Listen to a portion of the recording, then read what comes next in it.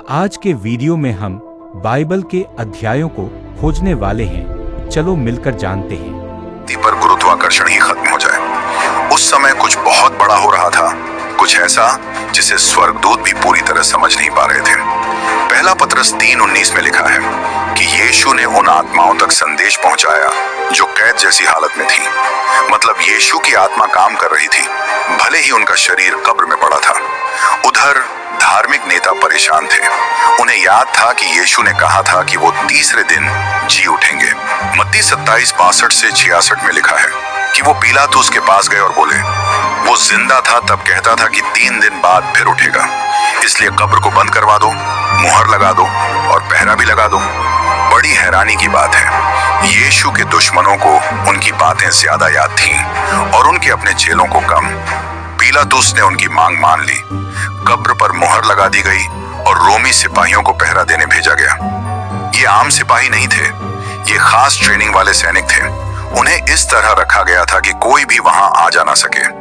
अगर पहरे पर सो गए तो उनकी सजा मौत थी। स्वर्गदूत ये सब देख रहे थे। उन्हें थोड़ा दुख भी हुआ और थोड़ा हंसी भी आई।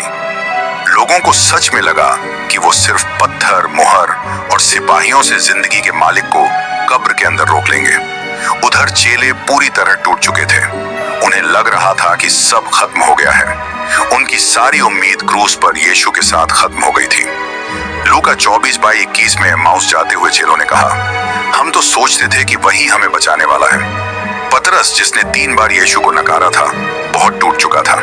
शायद उसे लग रहा था कि अब सब खत्म हो गया है। बाकी चेले डर कर छिप गए थे। सिर्फ यूहन्ना क्रूस के पास था और वो औरतें जो गलील से यीशु के साथ आई थीं।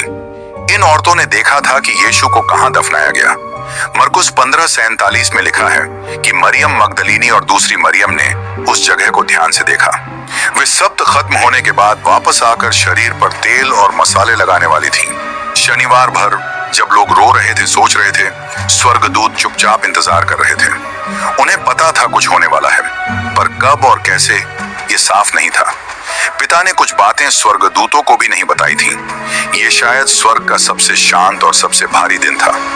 जो स्वर्गदूत हमेशा यीशु की स्तुति करते थे, आज बस चुप थे। ना गीत, ना खुशी, बस इंतजार। लेकिन स्वर्गदूतों को पता था कि ये खामोशी हमेशा नहीं चलेगी। यीशु ने कई बार कहा था कि वो तीसरे दिन फिर जिंदा होगा, तो ये कहानी यहीं खत्म नहीं हो सकती थी। यूहन्ना 2:19 में उसने कहा था, इस मंदिर को गिरा दो, मैं इसे 3 दिन में फिर खड़ा कर दूंगा। और यूहन्ना 10:18 में उसने कहा था, कोई मेरी जान नहीं ले रहा, मैं खुद दे रहा हूं। मेरे पास इसे छोड़ने की भी ताकत है और इसे फिर लेने की भी। स्वर्गदूतों को उसकी हर बात याद थी। वे जानते थे कि वो कभी झूठ नहीं बोलता, जो कहता है वो करता है।